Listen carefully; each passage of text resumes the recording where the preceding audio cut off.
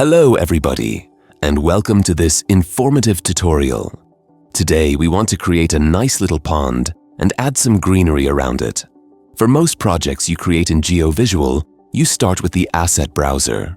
Here, we start with a pool of water. If you select an object and add it by clicking into the landscape, a small row at the top of the screen will show you its basic editable parameters like position and scaling. Now, we are scaling the layer to fit the pond. The project is based on a digital elevation model DEM and a digital orthophoto DOP. Will enhance this existing pond. The shoreline is clearly visible.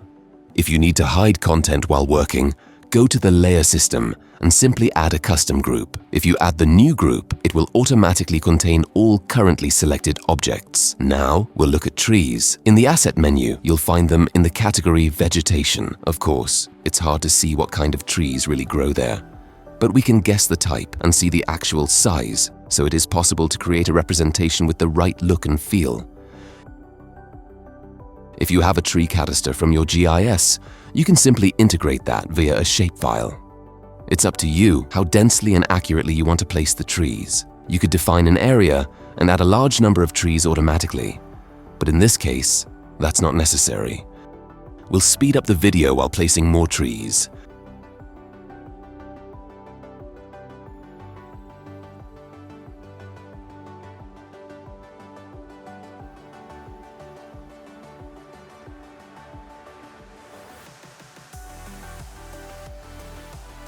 Next, we'll add some bushes and smaller plants beneath the trees to create a more realistic appearance.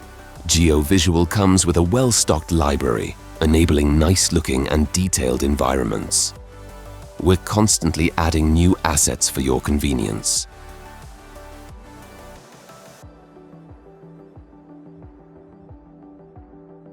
Now, we place some bushes and flowers on this side of the pond as well.